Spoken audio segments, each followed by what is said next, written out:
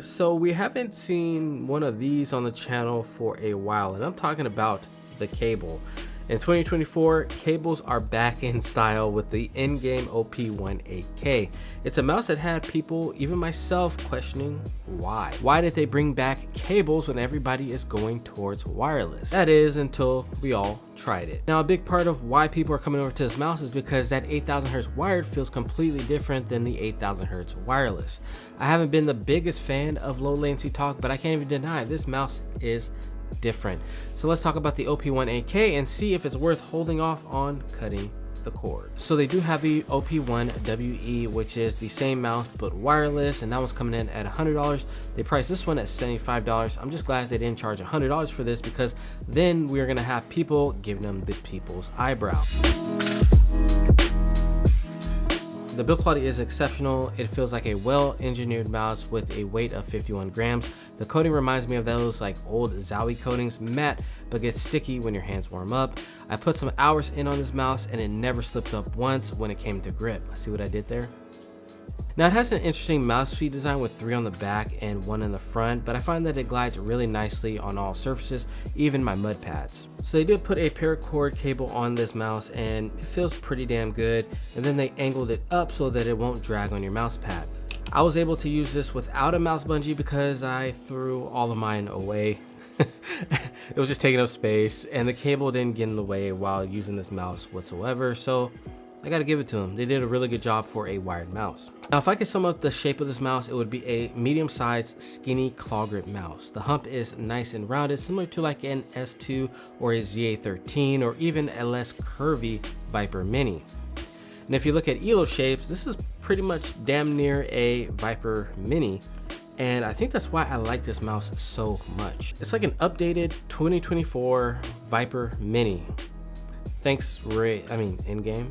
I love it. I love this shape. Now you can't fingertip this grip because the hump isn't too high, and since it's so skinny, you can get some nice control in fingertip grip. So you'll love doing an aggressive claw with this mouse because you can plant your palm here, get those fingertips on the mouse, and then it's so skinny and the hump is so nice that it can come off, so you can get those fine tuning adjustments with your fingers. So you get the best of both worlds, get the stability of claw, and then you get the nice fingertip with the precision. So man, with this mouse, I was hitting crazy shots because of this shape. If you're a palm grip user, just forget about it. This mouse ain't for y'all. The mouse 1 and 2 are the KLGX mechanical switches. They are nice, light, and crispy. The mouse 1 and 2 tolerances and wobble is very nice, and that just helps those KLGX mechanical switches feel that much better. Like I said earlier, this is a well-engineered mouse. The side buttons do have like very slight pre-travel, like just very minuscule.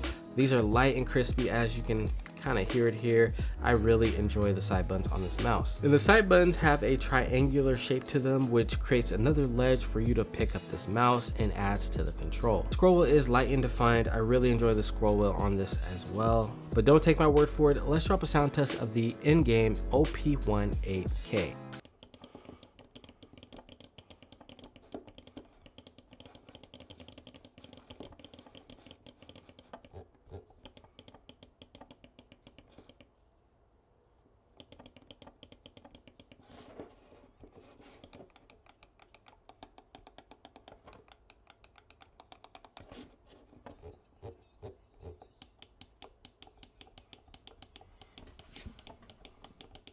Oh yeah,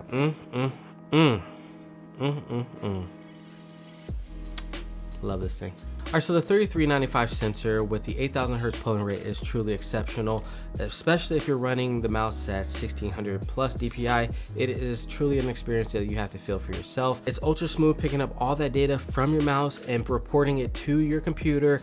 You just feel every single incremental change and motion that you make with this mouse. It's like this mouse just takes you in the flow state. You just feel like you're one with this mouse, and your movements are just so fluid. It is something that you really have to try for yourself to believe it.